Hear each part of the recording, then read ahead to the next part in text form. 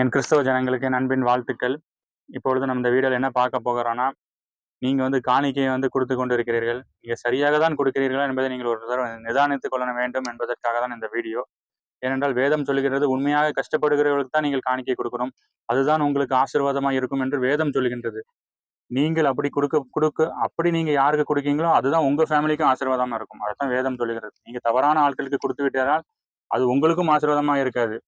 அதை நீங்கள் புரிந்து கொள்ள வேண்டும். அதற்காக தான் இந்த பதிவு. அந்த வீடியோவில் நீங்கள் பார்த்து இனிமேலிருந்து நீங்கள் ஒரு உண்மையுள்ளவர்களுக்கும் கஷ்டப்படுகிறவர்களுக்கும் நீங்கள் கொடுங்க. ஐயா வணக்கம். வணக்கம். வணக்கம். வணக்கம். ஐயா என்னையா பண்ணிட்டு இருக்கீங்க நீங்க? நாங்கள் விவசாயம் பண்ணுறோம். சவுண்டா பேசுவோம். அந்த விவசாயம் தான் ஒன்றும் மருந்து வச்சு உரம் போட்டாச்சு ஒன்றும் கிடைக்க மாட்டேங்குது. ஆடு மேய்க்கிங்களா? ஆமாம், ஆடு மேய்க்கும். ஆடு மேய்ச்சாலும் குட்டி இந்த நோயில் செத்து போகுது. இந்த வெயில விழுந்த இவ்வளவு கஷ்டமான வெயில தான் இந்த ஆடு மேய்க்கும். ஆமா, ஆடு இந்த வெயில் கூட ஆடு மேய்ச்சி தான் இதுவும். ஆடு மேய்க்க மாடு மேய்ச்சாலும் மாடுல பாலும் தான் போகுது வெயில்ல. வெயிலுக்கு வந்து நைட்டு தூக்கமும் இந்த இடத்துல படுத்து கிடக்கும். ஆமா, அந்த காலெல்லாம் படுத்து கிடக்கும். வேற இருக்க கிடையாது. இவ்வளவு கஷ்டப்பட்டு ஒண்ணும் லாபம் இல்லை, மிச்சம் இல்லை. ஒரு கூலி கிடையாது. கூலி இல்ல. இப்ப காலையில இருந்து மதியானம் வரைக்கும் வேலை பாக்கீங்க. அதுக்கு எவ்வளவு சம்பளம் கொடுக்காங்க? 400 ரூபா கொடுக்காங்க. அந்த 400 ரூபாய்க்கு என்ன பண்ண முடியும்? பாத்துக்கிறேன் கிறிஸ்தவ ஜனங்களை, இவங்க அந்த வெயில நின்று இவ்வளவு வேலை பாக்காங்க. 400 ரூபாய் சம்பளம் வாங்குறாங்க. ஒரு நாள் சம்பளம். ஆனா ஊழியக்காரங்களை பாருங்க, நல்ல ஏசிக்குள்ள நிக்காங்க, நல்ல இது பண்றாங்க, அது பண்றாங்க. ஆனா நீங்க அவங்களுக்கு வந்து அந்த காணிக்கை பாருங்க, அக்கௌண்ட்ல வந்து 1 lakh 2 lakh அந்த விழுந்துருது. அப்படின்னு பாருங்க, அவங்க வந்து சொகுசு வாழ்க்கையை வாழ்ந்துகிட்டு அந்த காணிக்கையை உங்ககிட்ட வந்து அபகரிச்சு புடுங்கிட்டு போயிடுறாங்க. ஆனா இங்க பாருங்க, உங்களுக்கு சோறையும் உங்களுக்கு பாலையும் உங்களுக்கு நல்ல மட்டன் கறியும் கொடுத்துக்கிட்டு இவங்க வந்து எவ்வளவு கஷ்டப்பட்டுட்டு இருக்காங்கிறத தான் நீங்க பாக்கணும். ஏன்னா இவங்க இவ்வளவு கஷ்டப்படுறதுனாலதான் நம்ம பிளேட்ல நம்ம எல்லாத்தையும் விதவிதமா வச்சு நம்ம ருசித்து சாப்பிடுறோம். அப்படிதானே ஐயா? ஆமா ஆமா சொல்லுங்க. ஆமா, அங்க வந்து கஷ்டப்பட்டு சாப்பாடு நல்ல சாப்பாடும் கிடையாது, நல்ல துணிமணியும் கிடையாது. நாங்க அப்பதான் கஷ்டப்படுறோம். கஷ்டப்பட்டு மிச்சம் இல்லை, லாபமே கிடையாது. பால் கொண்டு போனா பாலுக்கு விலை இல்ல, வாழைக்காய் கொண்டு போனா வாழைக்காய் விலை இல்ல, நெல்லு எடுத்து போனா நெல்லு வேண்டாங்க. எல்லாம் விவசாயத்துல அடியே போகுது, எங்களுக்கு லாபமே இல்லை. அப்படின்னா பாருங்க, ஊழியக்காரங்க வந்து சும்மா ஒரு வீடியோ எடுத்துட்டு இது பண்ணி போட்டு ஒரு இன்வெஸ்ட்மெண்ட்டுமே இல்லாம அப்படி காணிக்கை அபகரிச்சுட்டு போயிடுறாங்க. ஒண்ணும் கிடையாது. வந்துட்டு நீங்க ஒரு நாள் உங்க வீட்டுல வந்து ஜெபம் பண்ண வராங்க, வந்த உடனே நீங்க உடனே தூக்கி அப்படி 1000 ரூபாய் கொடுத்துடுறீங்க. அதாவது ஒரு 5 நிமிஷம் வீட்டுல ஜெபிக்காங்க, நீங்க 1000 ரூபாய் தூக்கி கொடுத்துடுறீங்க. ஐயா, நீங்க அந்த 1000 ரூபாய் சம்பாதிக்கணும், நீங்க என்னெல்லாம் செய்யணும்? நாங்க விடியிலேயே வெட்டினாலும் 1000 ரூபாய்க்கு வழி இல்ல. இவரு விடிய காலையில இருந்து சாயங்காலம் வரைக்கும் 6 மணி உழைத்ததுக்கு அப்புறம் தான் அவருக்கு வந்து அந்த 1000 ரூபாய் கிடைக்குது. அப்படின்னா வேதம் வந்து என்ன கூறுகிறது என்றால், வேலை செய்யாதிருப்பவன் சாப்பிடாத இருக்க கடவுள்னு பவுல் சொல்றாரு. பவுல் அடுத்து என்ன சொல்றாரு? பவுலும் அதே போல கட்டட வேலைகள் செஞ்சு அதுல வந்து சம்பாதித்து அந்த கஷ்டப்பட்டு வந்து அந்த 1000 ரூபாய் சம்பாதித்து சபைக்குன்னு கொடுத்தாரு. அதுதான் வேதத்துல உள்ள உண்மையான ஊழியக்காரங்க. அப்படி ஒரு உண்மையான ஊழியக்காரன் இருந்தா நீங்க அவங்களுக்கு கொடுக்கலாம். ஆனா அப்படி இருக்காங்களாங்கிறத நீங்க நிதானித்துக் கொள்ளுங்கள். அப்படிதானே ஐயா? ஆமா ஆமா ஆமா, அப்படி கொடுத்திருந்தா மக்கள் தெரியும்ல. இப்போ என்ன ஆகுதுன்னா, இப்போ உங்கள் பணம் எல்லாம் வந்து ஒரு ஏமாற்றுக்காரங்கள்ட்ட போகும்போது இது வந்து தமிழ்நாட்டோட எக்கனாமியும் பாதிக்கும் ஒரு வகையில.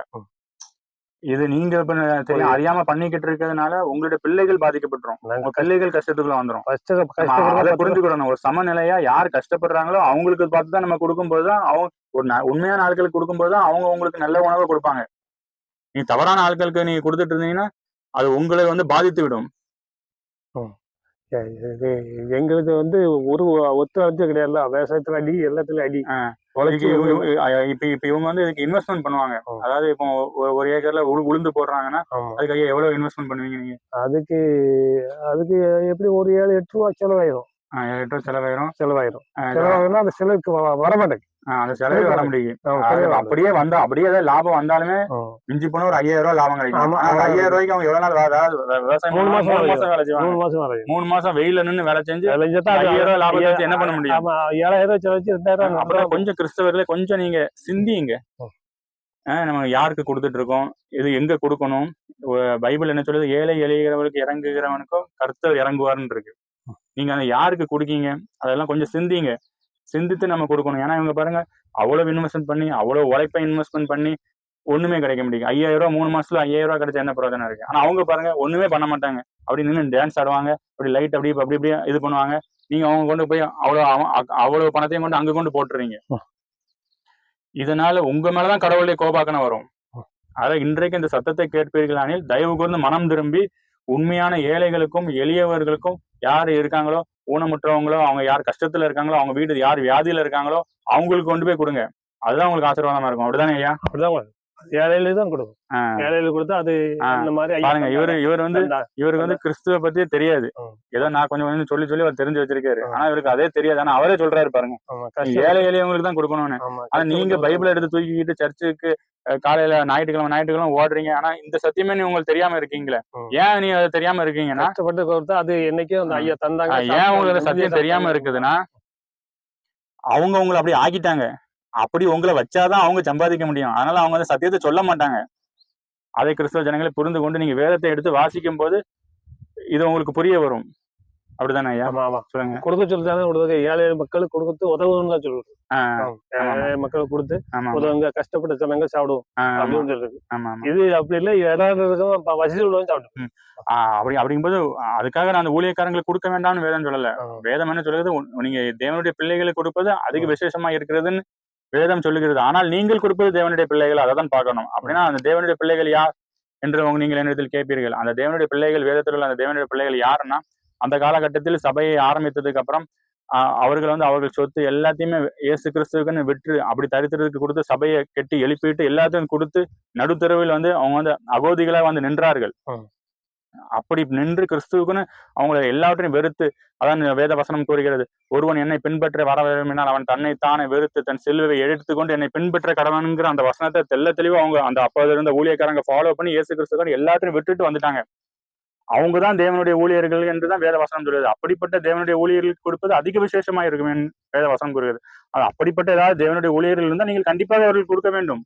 அது உங்களுக்கு மிகப்பெரிய ஆசீர்வாதமா இருக்கும். ஆனால் அதை விட்டு ஏமாத்துகிறவனுக்கும் வஞ்சகனுக்கும் ஓநாய்களுக்கும் நீங்கள் கொடுத்தீர்கள்னா சபையை வைத்து இப்ப நிறைய போதகர்கள் வந்து சபையை வைத்து வியாபாரம் பண்ணி கொண்டிருக்கார்கள். விதவிதமாக வியாபாரம் பண்றார்கள். எப்படி என்றால் ஒருத்தன் அற்புதம்னு வியாபாரம் பண்ணிட்டு இருக்கான். ஒருத்தன் அற்புதமே கிடையாது, நீங்க சபைக்கு வந்தாதான் நீங்க ரசிக்கப்பட்டவங்க, நீங்க அப்படி என் சபைக்கு வந்துட்டீங்கன்னா நீங்க ரசிப்பை இழக்க முடியாது. நீங்க என்னைக்கு என் சபைக்குள்ள காலை வச்சிட்டீங்கன்னா நீங்க ரசிக்கப்பட்டுட்டீங்க.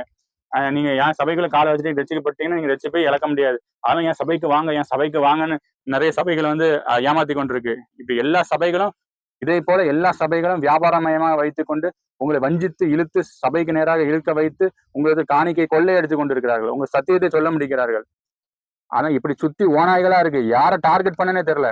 அந்த அளவுக்கு கடைசி காலமா இருக்கிறதுனால இங்க ஒருத்தனை 500 பேரை டார்கெட் பண்ணா இங்க ஒரு 1500 பேர் எந்திரிச்சிடறான் ஏமாத்துறதுக்கு.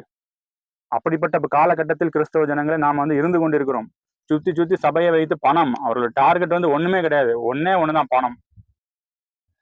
அப்படிப்பட்ட சுத்தி ஓநாய்கள் இருக்கிற இந்த காலகட்டத்தில் தயவு கூர்ந்து நீங்கள் வேதத்துக்கு திரும்ப வேண்டும். வேதத்துக்கு திரும்பும் போதுதான் நீங்கள் இப்படி இருப்பதனாலதான் அவர்கள் வளர்கிறார்கள். ஏன் இங்க 500 பேர் பிறகும்போது ஏன் இங்க 1500 பேர் திரும்ப உருவாகிறான்? அதுக்கு காரணம் நீங்க தான். நீங்க மனம் திரும்பி கொடுப்பதை நிப்பாட்டி விட்டீர்கள்னா எவன் எழும்புவான்? ஒருத்தரும் எழும்ப மாட்டான். இந்த மாதிரி கஷ்டப்படுகிற விவசாயிகளுக்கு நீங்க கொடுக்கும்போது இவங்க எழும்புவாங்க. இவங்க எழும்பும்போது உங்க தட்டுல வந்து சாப்பாடு வந்து இதா கிடைக்கும். இப்ப நீங்க மட்டன் எவ்வளவு ரூபா கொடுத்து வாங்குறீங்க? 1000 ரூபா. இப்ப திருநெல்வேலியில நீங்க அந்த 1000 ரூபா கொடுத்து வாங்கிட்டு இருக்கீங்க. இந்த மாதிரி ஆட்களுக்கு உங்க உதவி செய்ய ஆட்டோமேட்டிக்கான நீங்க 800 ரூபாய்க்கு சாப்பிடலாம். அதானே? நீங்க இப்படி இந்த கள்ள ஓநாய்களுக்கு நீங்க கொடுத்துக்கிட்டதுன்னா இது இதோட எக்கனாமி ரேட் எல்லாமே கூடிக்கிட்டு தான் போகும். அதெல்லாம் சரி போயிடலாம். ஒரு கறி வாங்க முடியல, ஒண்ணுஞ்சு முடியல. இந்த 400 ரூபாய் வச்சு என்னத்த பண்ண முடியும்? ஒண்ணும் பண்ண முடியாது. ஒரு நாள் வெடியிலே வேலை செஞ்சாலும் 400 ரூபாய் சம்பாடு. ஆமா அப்படின்னா பாத்துக்கிடுங்க எவ்வளவு வந்து இவங்க கஷ்டப்பட்டுட்டு இருக்காங்க. இவங்களுக்கு நீங்க கொடுக்கும்போது தான் அது உங்களுக்கு வந்து ஆசீர்வாதமா இருக்கும். அதனால் கிறிஸ்தவ ஜனங்களே, நீங்கள் தயவு கூர்ந்து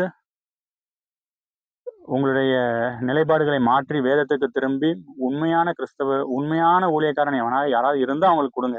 அப்படி இல்லாத பட்சத்தில் இயேசு கிறிஸ்து தெல்ல சொல்லிட்டாரு, ஊனமற்றவங்களுக்கு கொடுங்க, வியாதிகள் கொடுங்க, தரித்திரருக்கு கொடுங்க, ஏழை எளியவங்க கொடுங்க, இயேசு கிறிஸ்து சொல்லிட்டாரு.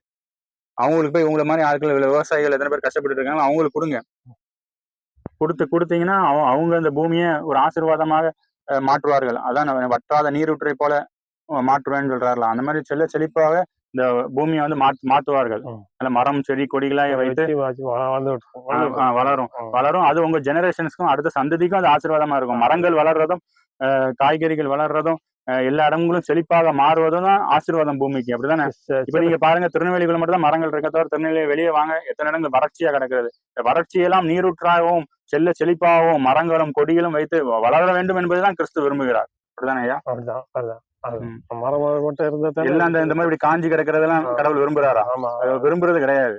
இல்ல இது காஞ்சா போகுது, அதை காப்பாற்றணும்ல, அதை காப்பாற்றினா தண்ணி விட்டு காப்பாற்றணும். அதனால் கிறிஸ்தவ ஜனங்களே, இந்த வீடியோவை கேட்கிற நீங்கள் ஒவ்வொருத்தரும் இது கடவுள் தான் உங்கள்கிட்ட பேசி கொண்டிருக்காரு. அதுல இப்போ இந்த சத்தத்தை கேட்டுட்டீங்கன்னா தயவு கூர்ந்து உங்கள் காணிக்கை கரெக்டான நபர்களுக்கும் கரெக்டாக இடத்துக்கும் இனிமேல இருந்து செல்லட்டும். அப்படி செல்லும் போது உங்க ஃபேமிலிக்கு ஆசீர்வாதமா இருக்கும். அதையும் மிஞ்சி தவறான ஆட்களுக்கு கொடுத்தீர்கள் என்றால் உங்களுக்கு ஆசீர்வாதம் வராது, வேற ஒன்று தான் வரும்.